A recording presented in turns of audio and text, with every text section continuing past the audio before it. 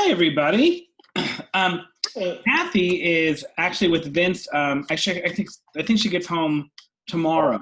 that's right. But each of these sessions are being recorded and then sent to the entire vestry. So this is our fifth session. We opened one more up because each of the other four actually had been full and had all 10 slots filled. So this is kind of a sort of a pickup slot. You'll notice that Judith Miller and Judy Young are here. They're both members of the vestry, and they're going to listen in to our conversation to see how we do. We will go no later than 1. We're a smaller group, so if we finish a little earlier, that's just fine. But if we go a little bit later, that's fine too. Oh, and here comes Barbara Ekblad. That's lovely. Hi, Barbara.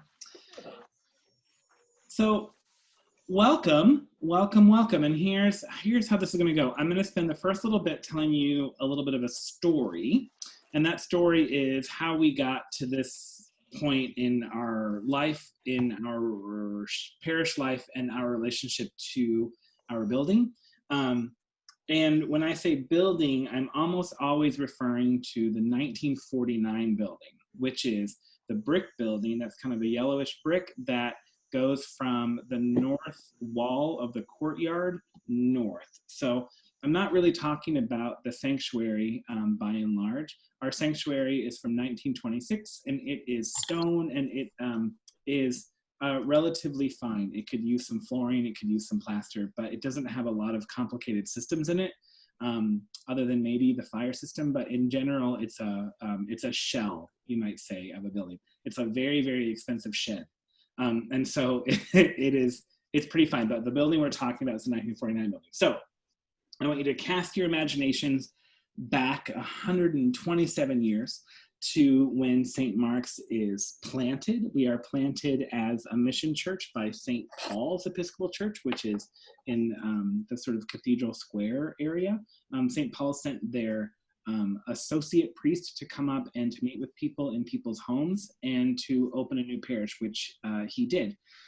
At that time, they built a wooden parish, which was somewhere to the somewhere kind of south of where our church is now. And the church met in that parish for some time, at which point they became large enough and they raised enough money to build our 1926 stone church, the one that we sort of love and that we worship in. At that time, there was a parish hall, but it was wooden, and it was kind of seated a bit where our current 1949 brick building is. And so they used that parish hall for a while, and then in 49 decided that they needed to raise funds to build our ministry building. So just imagine it right after World War II. And they built a really big building, as you know. There are 3 stories to that building. The square footage is pretty impressive. And that is the building that most of us know and have used for ministry ever since then. So that building is a little over 70 years old. And in the last 5 years, when I came, the vestry and I made a commitment to trying to make that building as good as we can to be an engine for our growth. And what we did was, in a few years, I think pretty impressive. We did things as small as getting signs up so that people could find the restrooms. We added a handicap accessible door, albeit in a very inconvenient place. We also mud jacked some walkways so that people wouldn't trip anymore. We added boilers. We did some asbestos remediation. We fixed some floors. And what ended up happening is to try and make the building usable for a growing congregation. Our congregation grows about 12% a year. To try and make the building usable, we have put between $30,000 and $110,000 a year into the brick building. This is exclusive of our sanctuary. We put almost no money in the sanctuary. We did replaster the chapel, and we put some money into there, but that was to the tune of about $10,000 or $12,000. So we didn't put huge amounts. So the biggest amount of money is going into our 1949 building. Now, our stewardship campaign each year raises around $275,000, and that is pretty good. That's up about $100,000 over the last 4 or 5 years. As a percentage of what we raise, $30,000 to $110,000 for capital improvements is quite a lot. If you kind of can imagine that as a pie graph. And so there's a way in which the vestry has started to think that this is an unsustainable amount of spending for the capital improvements. We find ourselves playing a little bit of defense in our 1949 building. We have had people out to tell us that we need tuck pointing. We've had people to come out and tell us that we have rusted I-beams. They've told us that we have cracked lintels, that we have flood damage, that we have mold, and that we have asbestos. In addition, they've told us that we have a crappy fire alarm system. Apparently, new fire alarm systems give all of this wonderful information to the firefighters, but ours only sends a big red light that says there's a problem. So there are many systems in our church, and so about 3 years ago, the vestry started talking about whether we ought to have a capital campaign. And so the idea behind the capital campaign would be to try and get into some sort of homeostasis with our building. So we thought, you know what, instead of every year trying to hack at some of these problems defensively, maybe we could go on the offense, raise one big amount of money, put it into the building, and then in a way we wouldn't have these year-to-year problems. Because that can suck at the money and it can suck at the energy of a parish. So we hired a capital campaign consultant from the Episcopal Church Foundation. She came highly recommended, and we worked with her for about a year. And one of the things that we learned is that a church our size can probably raise between $500,000 and $700,000 over a 3 to 5 year period. And that would be what we would be able to raise to put into the 1949 building. We also had a couple of architect firms, we had 3 of them actually, maybe even 4, come and start to tell us what they thought they might be able to do with our 1949 building. One of the things that became clear to us is that what we would be able to raise and what that building needed, there was a big gap between those 2 numbers. And so there was also some sort of kind of historical knowledge in the building that said, you know what, we've actually looked at some of these options before. We've looked at some of these things and we've wondered if it wasn't worth investing in this building. So we pushed pause and we thought to ourselves, I wonder if this would be the time to bring in an engineering firm to go through system by system of the 1949 building and tell us what we really have and what we really need. We got a quote. I think we either got 1 or 2 quotes for that work, and it was somewhere between $15,000 and $20,000 to come and tell us what was wrong. So then the vestry pushed pause again because a number of people in the vestry had worked in all of these different systems over all of these different years and had said, well, actually, I think I know some of the things that are wrong. I don't want to spend more money. And some of that was, I think, a knee-jerk reaction to our stated problem is that we're putting too much money into the 1949 building. So the idea of putting more money into that building, I think, turned some people off. So we pushed pause yet again. So from the parish point of view, it might seem like the vestry hasn't been doing a lot, but they've actually been doing an incredible amount of work over the last 3 years, getting us to this point. So we find ourselves in a situation where what our building probably needs in terms of hospitality, in terms of ADA compliance, is not something that we can probably afford to do just with fundraising. And also, I think there's an open question about whether donors are interested in putting money in the 49 building when there is, I think, an open question about whether that's a good investment at all. So that leads us to the idea of, well, what if we need a new ministry space? What if we need to tear down that building and do something with it? That brings us to a couple of options. One of the options that the vestry is talking about is taking out a mortgage. We have it on good authority that a tear down and rebuilding a build of our building would be somewhere to the tune of $3 to $5 million. Steve Martini is a member of the vestry, and he kind of rattled off a figure for us, which was if you borrow $3 million for 30 years, you're probably looking at a $160,000 mortgage per year. So if you go back and think about our $275,000, that's what we're able to raise every year. So that presents a significant percentage of what we're able to raise. There's another idea on the table, which is, well, what if we do mortgage plus fundraising? So we try and raise that $500,000 to $700,000, and we try and take out some money so that we could tear our building down and then build something. So that's something that the vestry is talking about. trying to do something like that. That plan is somewhat complicated by the current pandemic and economic freefall in which we find ourselves. But that is definitely on the table, that we might try to gin up excitement for a new building through fundraising plus trying to get financing from a bank. It should be noted that our church actually has zero debt at the moment. So there's a way in which we're a pretty good deal for a bank, because we own everything outright. None of our property is encumbered, and we are pretty solvent, with the exception of this building problem that we have. And then the last idea is probably the most audacious, and probably the one that would bring up the most thoughts and feelings from people, which is we have a developer who is interested in working with us. And his name is Michael DeMichelle, and he owns the Sendix building, which is across the street on Downer. And he and his group, he's brought in to speak with us a group of construction people named Catalyst Construction, and they work only with churches and not-for-profits. And they find themselves doing a lot of work like what we are in need of, which is churches often have land and they often don't have cash. So, for instance, there is an Episcopal ministry in Madison called the St. Francis House, and the St. Francis House was in our similar position in that they needed, their ministry was doing fine, but there was no way that they were going to be able to rebuild their ministry building. And so they worked with a developer in Madison to lease part of their land for 75 to 99 years, something like that. Those details, don't quote me on those details, but it's something like that.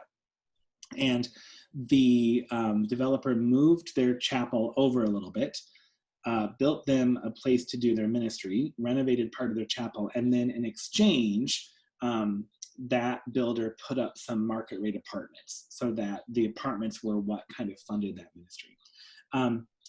That sale, or the lease of that land, was actually so successful that they were able to put money into an endowment, and that endowment is what pays for part of our campus ministry here at St. Mark's. So a sale or a lease of land in Madison actually, oddly enough, pays for half of our campus minister at St. Mark's.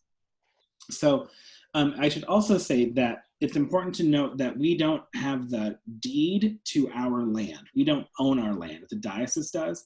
So anything that we want to do or that we attempt to do has to be approved by them.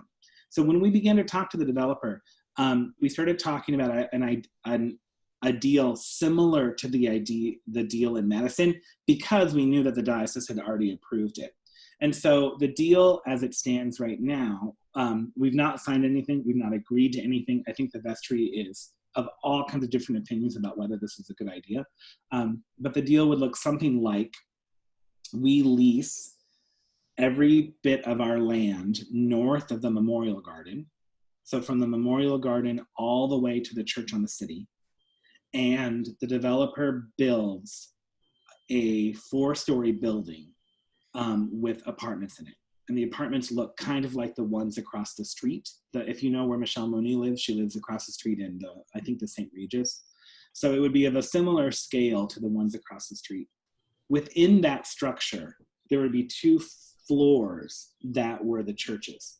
So if you can imagine the East Side branch of the Milwaukee Library, where you have a library and then on top of it are apartments. If you can imagine a situation like that, that would be something that we would be discussing. One of the things that would happen would be that our building would be torn down. We would receive new ministry space. It would be completely ADA accessible.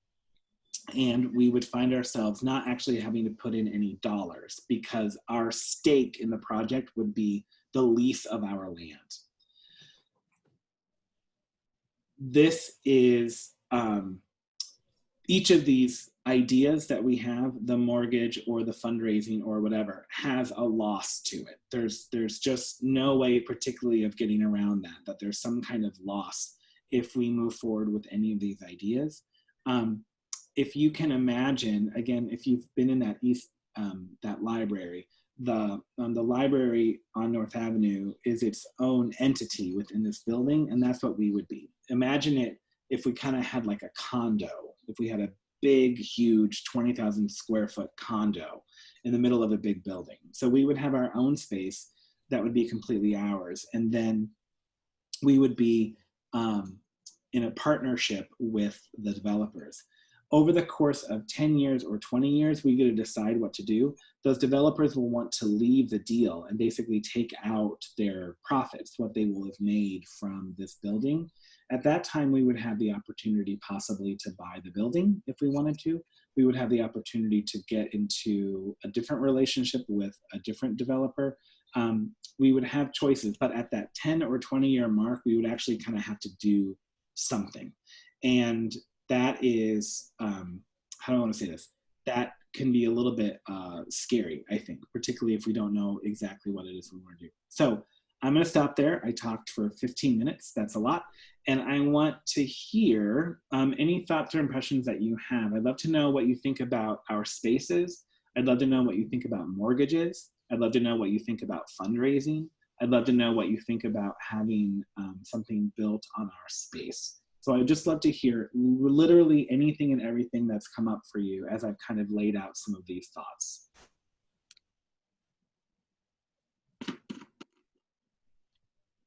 Go ahead, Barry. Oh, wait, I got Barry and Marion. Let's go Barry, then Marion. Okay, I had to remember how to unmute myself. Ian, thanks for having me, inviting me.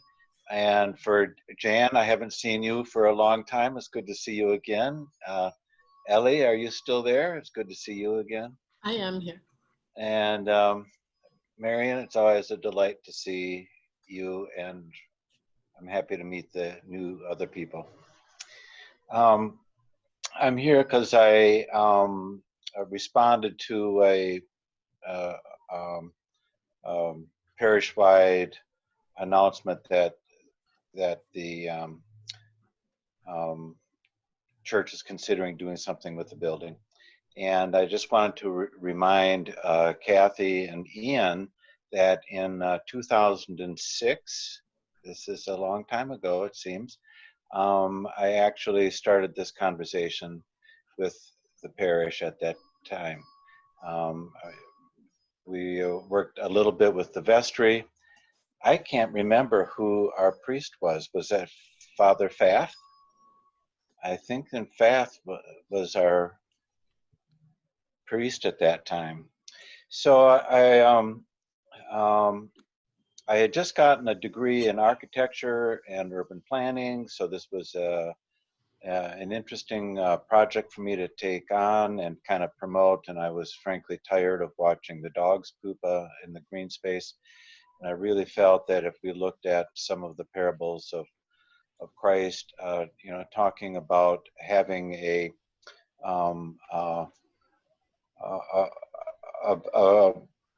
valuable or a resource beside the church that was terribly unused was not a good Christian duty. So from moving it, the first thing was, well, how do we improve it as a garden? How do we make it be a meditative space? How do we turn it into an urban park-wide city garden? And I was having these conversations mostly with my men's group, or the hopeful skeptics, if you recall, and people were like Michelle.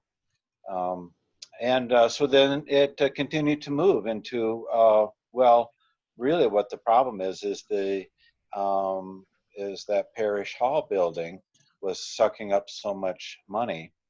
How do we incorporate that? And in many of the different things, we had floods in the boiler room. We had walls that were caving in.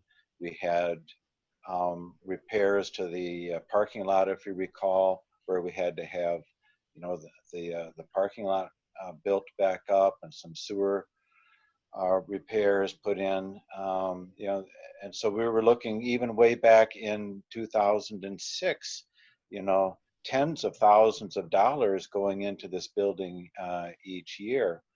We did a study, and I'm sorry that I don't have any documentation on all of this, so this is hearsay, I'm sorry. But we even had a study about doing redoing the windows and what that kind of cost would be. We had some general energy audits being done, and we could see that, you know, whatever we did to the building, it was going to never do enough to take care of just the energy costs of heating and cooling and making that building usable. There used to be a child care program upstairs, but that couldn't be done anymore because of accessibility requirements. So there were enough people interested. John Kane was part of that group, and for the life of me, I cannot remember. It could have been Steve Martini was in there at that time as well with my meetings. So we talked about this stuff for a year or more, at which point the economy went to hell. Nobody was truly interested in pursuing it. 2008, I moved away. But I really think that even way back in 2007, where all this work was being done, we were having the same discussions, Ian, that you just brought up. Now, the big step that we did take, I connected with Dean Greenstreet over at the University of Wisconsin-Milwaukee in the architecture department. And while the School of Architecture was not interested in doing a full-blown out architecture studio on this space, I think that it really should have, and it just showed their arrogance that the last green space in East Side Milwaukee wasn't of interest to them because it was just ho-hum. I mean, that was the words that I heard. So we got an art history studio class to look at it from a historical perspective. How would a studio group take a new structure on a green space and mix it with a old structure, which was the church? And I was going through documents today. I do have some, interestingly enough, I have some pictures of drawings that somebody brought in from 1911 of the details for the church. Excuse me, I'm under the flight path. We're going to hear some jets go by. Well, so anyway, that was kind of the culmination. So in 2007, there was a charrette done at the church with students having presented maybe 8 or 9 different student solutions. And my criteria was that, one, the church in its stayed the same. The Memorial Garden stayed the same. Second spot would be a mutual space. And then a third spot over the green space would be something, some sort of residential living space. Could be student housing, it could be senior housing, could be low income housing, and also that there was some sort of a parking structure in there. I, for the life of me, could not find any documentation on any of these things. I'm sorry about that. So anyway, this is, I'm really excited that the church is going ahead with this. And I think that a dynamic solution of some sort is important. So for instance, if there is a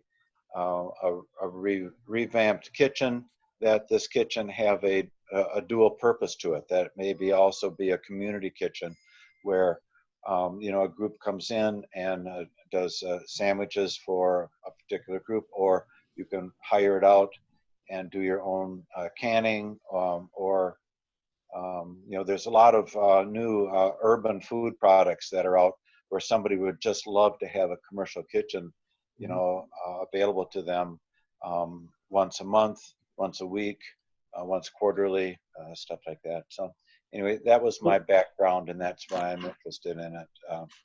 Thank you, Gary. And I think that details really nicely that we've been having this conversation in some way, shape, or form for at least 15 years. And I think that the vestry at the moment feels like this is the moment that we have to do something. I will tell you just a little funny bit was that Kathy and I had this conversation the very first time around Thanksgiving, and we were planning to present to the vestry in February, and then dear Mark Heffron passed away. And then the pandemic hit. And so we're about 4 or 5 months further out than we thought we would be to have this conversation. And so at that time, we were so concerned about disrupting the parish life. And now that seems like a very cute thing to worry about, given that we're all talking from Zoom. But I would love to hear your thoughts, Ellie or Barbara or Jan or Marion. We have if you have any thoughts about mortgages, if you have any thoughts about debt, if you have any thoughts about fundraising, if you have any thoughts about our space. Go ahead, Mary. What's the value of the building? Our building has no value particularly, but our land has a valuation of $1.5 million. Isn't the building carried on our books with a value? It's insured for a certain amount. I can tell you the takedown value, to take it down, costs about $700,000. I don't know what we're insuring it for at the moment, Jan.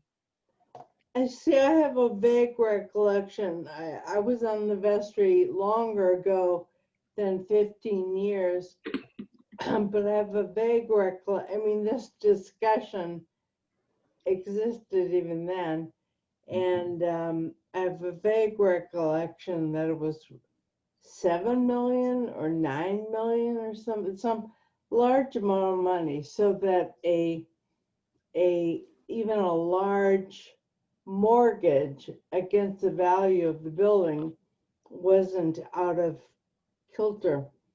I was at that time, and I'm in favor now of us retaining control over all the land and anything that's on it. I'm not particularly enamored of the idea from Sendik's. I don't really like we have a lot of these mixed use buildings in the area, and I think the nonprofit kind of suffers in those. Anyway, so I'm not in favor of those. I would be in favor of a mortgage to do what needs to be done, build this building the way it needs to be done, sort of on the belief that we will increase the size of the parish sufficiently to cover the costs. And frankly, if we don't. And we fold on the east side, and we find someplace else to have St. Mark's Episcopal Church. Jan, thank you. You have very clear thoughts about this, and I'm glad that the vestry is going to be able to hear those. And I'm interested to hear that it's actually longer than 15 years that we've been having this. Marion, you've been trying to jump in. I can see that. Go ahead. That's okay.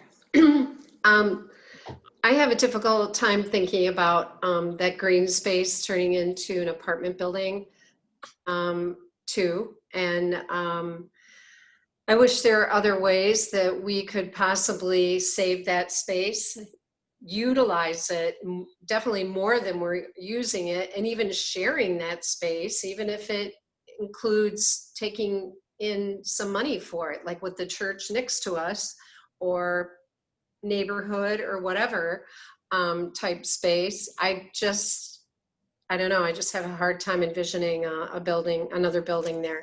But the other thing is, it seems like 1949, that's really not a really, really old building, but I know we have a lot of problems.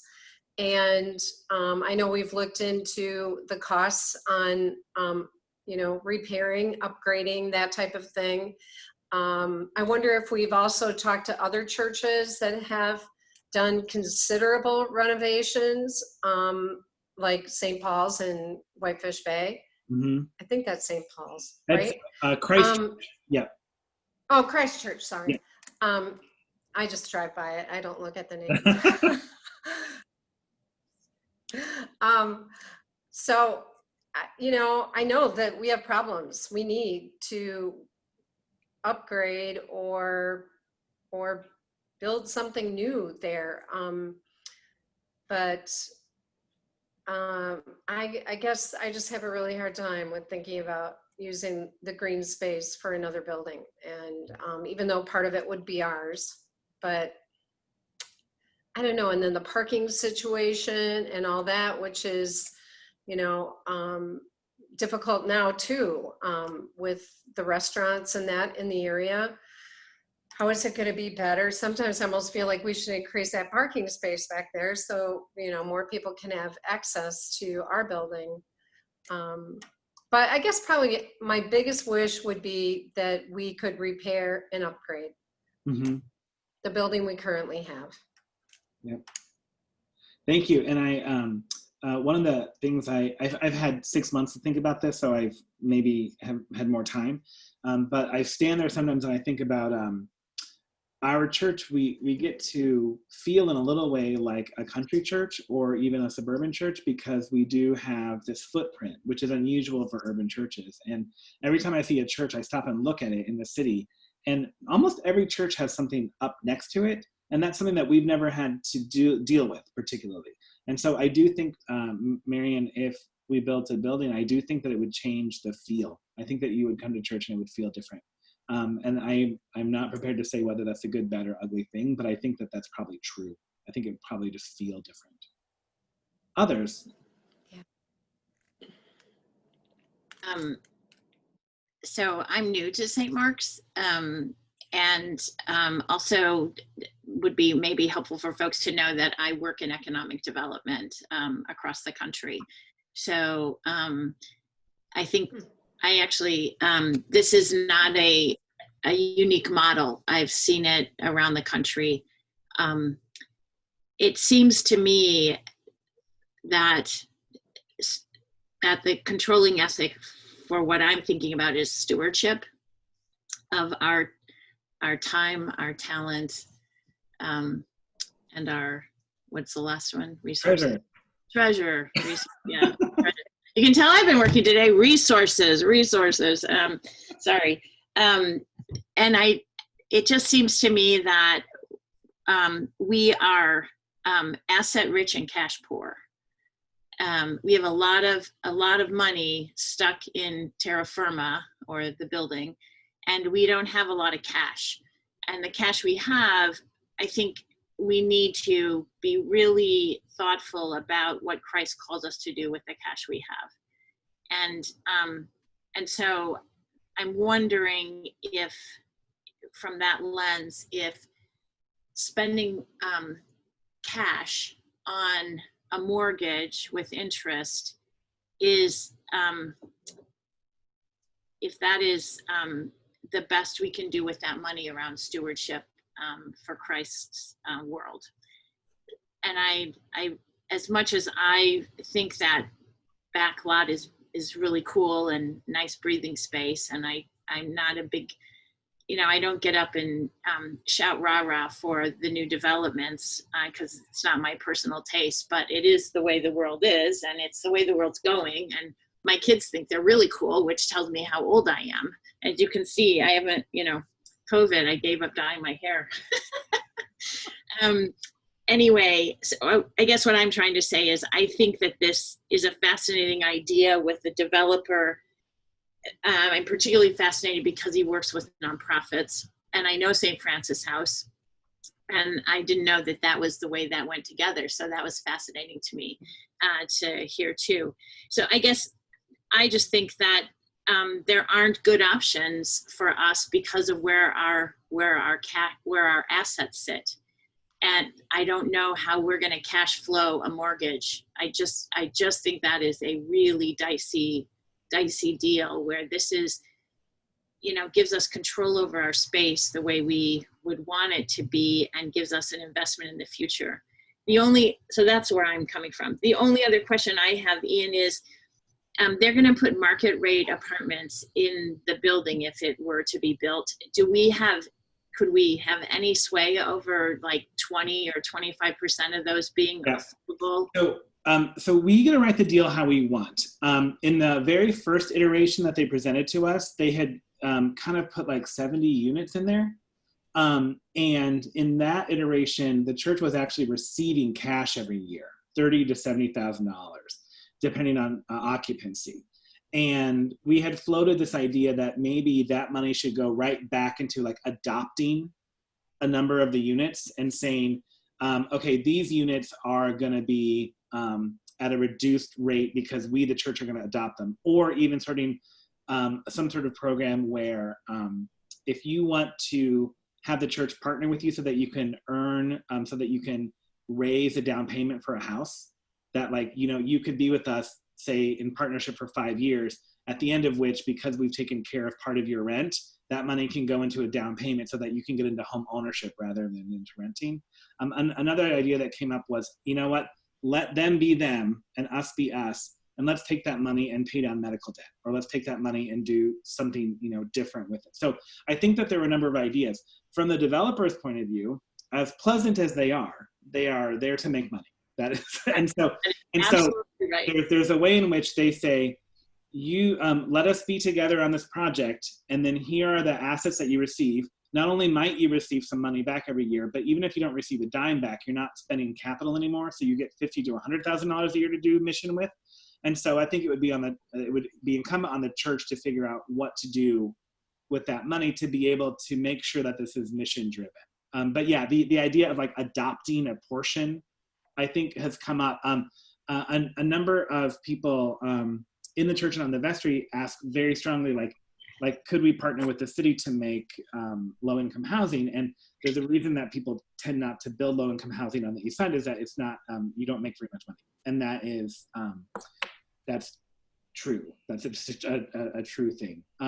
So trying to make an idea like this turn being more mission driven, I think would be part of it. The thing is, the vestry hasn't even agreed that this is the right way to go. That's part of what these listening sessions are for. If they decide this is the right way to go, then there will be months and months and months and lawyering up and trying to figure out what is the best and highest use of our land, and what is the best and highest way that we can get a deal going that we can feel good about ethically. But since the church hasn't even agreed that this is a good idea, then some of those questions continue to be like in the air a little bit, like how would we go about doing that? But your concerns have definitely been brought up a number of times, as has everyone else's. It's not to say that you're not unique and wonderful people, and also you are right where the church is. Everything that you're saying is what I'm hearing. This is our 5th meeting, I think. The grief about the green space, the worry about a mortgage, the pros of a mortgage, the worry about fundraising, the pros of fundraising, the worry about a developer, the pros of the developer. Like that is where the church is right now. Ellie, I haven't heard from you. Are you happy to say something? Sorry for waiting. Not at all. I was hungry, so I was eating. You know, I always do that whenever I have to eat a cheese stick. I turn my video off because I don't feel like people want to watch me. Yeah.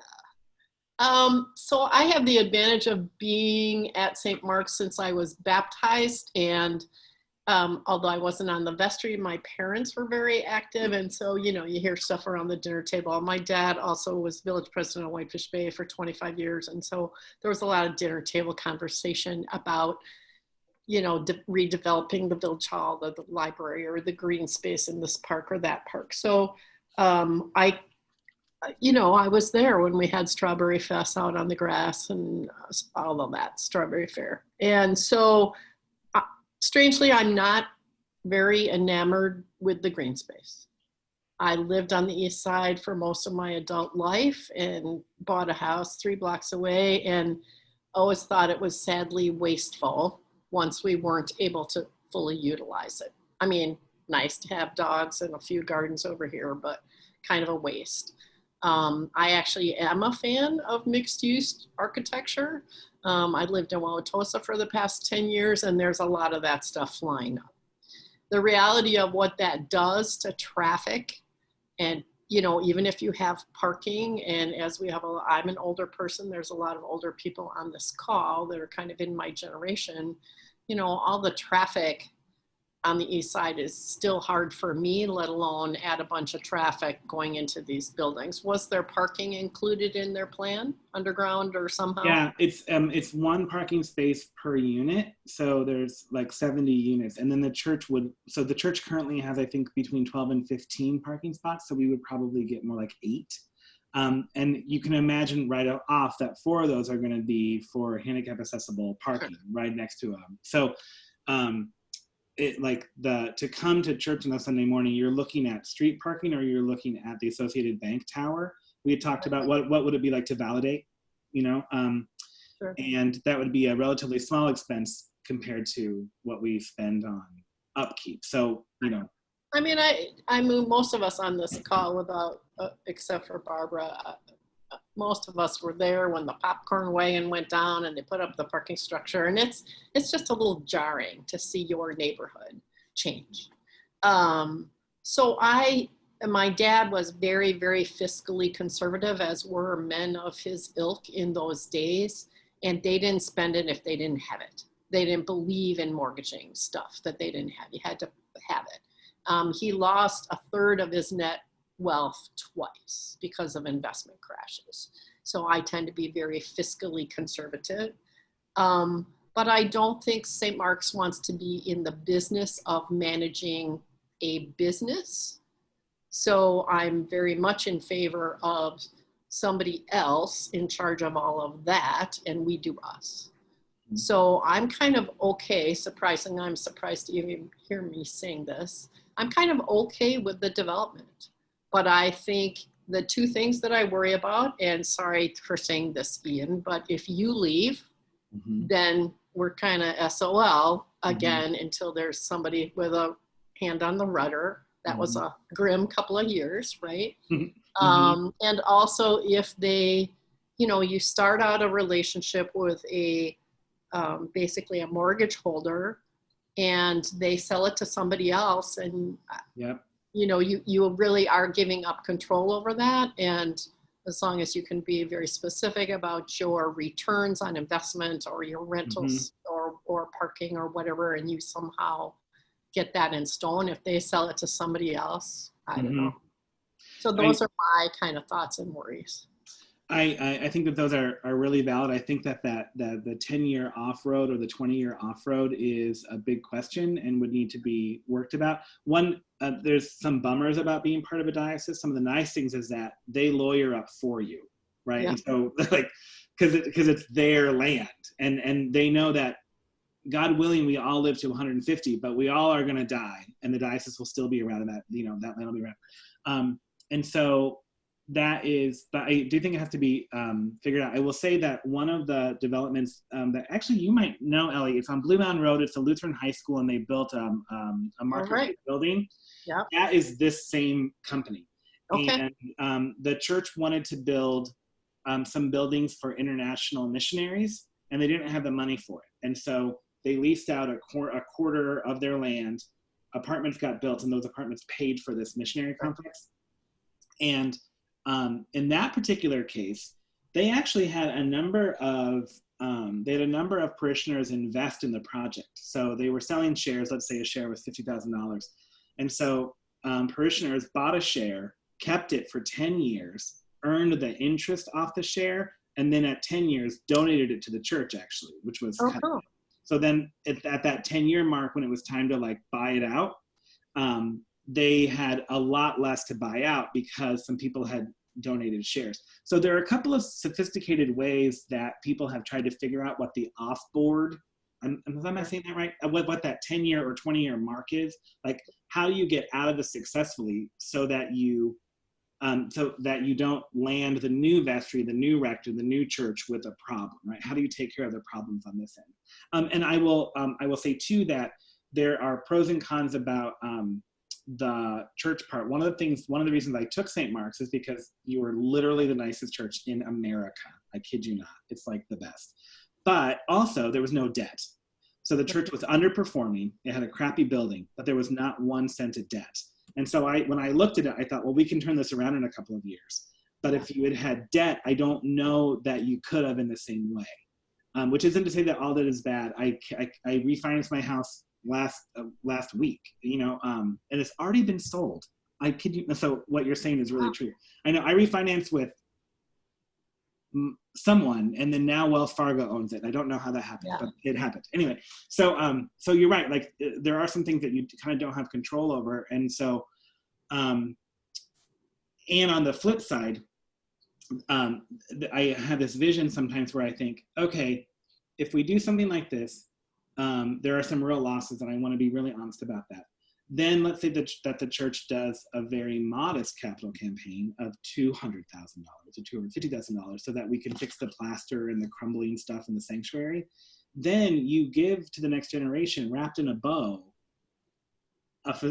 everything that works, like everything here works. And so that, may it be a long time away, but then when you are rector hunting, you're not looking, you're showing an incredibly strong offer, right? Right.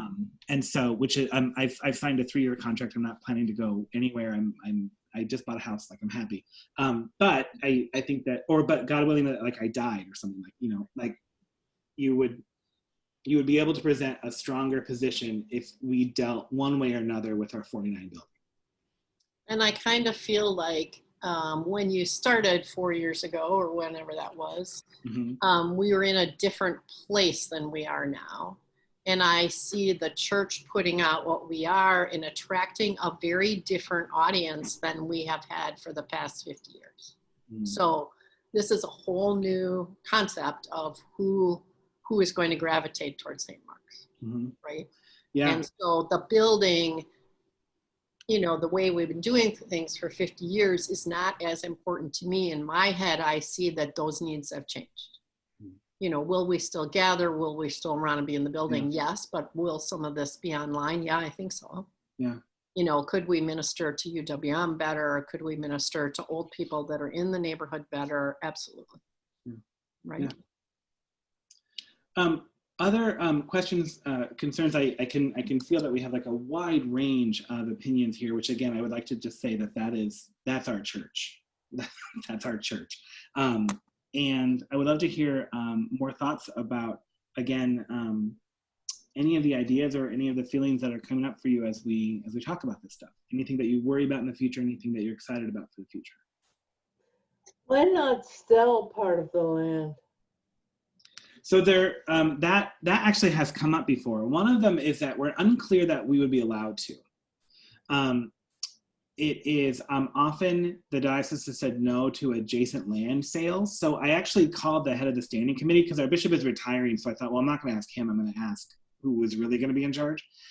And he said that it would be unlikely that would be a yes, but that we could write a proposal for it. The other thought is if our land will sell for 1.5 million, and that's from the Memorial Garden north. If we need a building, then we're actually not even selling that whole parcel. We would need to have it broken up. And so I wouldn't like to guess what that would be worth, but let's say we get lucky and it's worth 1.25 million. When we look at the needs of our building, it seems like a sale would not actually line up with what we end up needing in the building. I think that you could probably put $1.5 million into our current 1949 building, and I'm not sure that would be completely renovated. So yes, we've definitely talked about that. It seems like there are a couple of downsides to it, which doesn't mean that it's off the table. Nothing's off the table, but I think that there are a couple of downsides. Other thoughts, my friends? Well, I'd like to just to share then a little bit more about my experience. So when we think back that this discussion was for me 2006, when Marion and I actually joined the church. Peter Wenner was the rector at that time, and I remember being at a meeting with him where it was being discussed as to what should the green space be. And he said at that time he had lots of offers for people to buy that property. I don't know if you recall that conversation, Marianne, but anyway, so this has been an ongoing thing. I believe that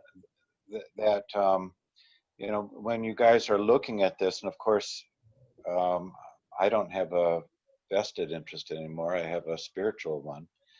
But when you guys are looking at this, you know, watching what I think is money for decades being lost on inefficiencies and you know, poor management of a structure.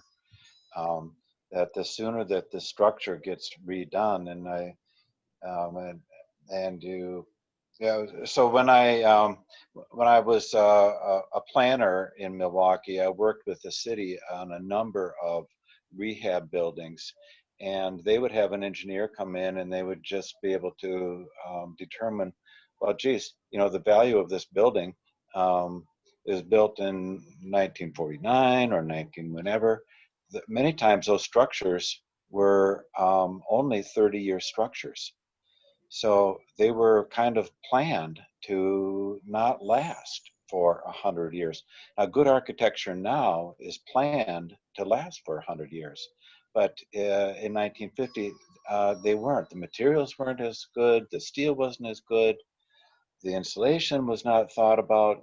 I mean, fuel costs were like nothing back then, and it was not part of an architect's idea to even think about that.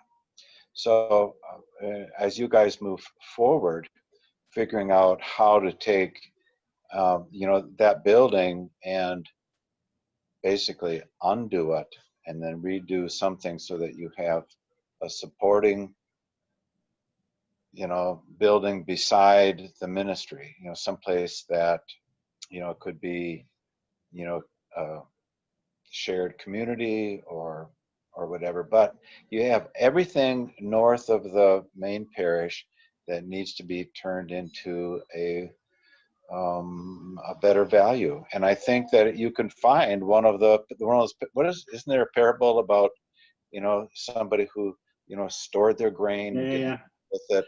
It was yeah, the one guy buried his gold in the field, and the master was really, really mad at him. But then one of the people took it and invested it, and ended up having more, and then the master was pleased. So, I mean, that's the parable that's applicable at this time. Now, I would like to say that when I was doing this, there were a number of parishioners in the church that were not interested at all whatsoever of doing anything with the green space over their dead bodies. You know, and I can remember that was a very specific term that was used once.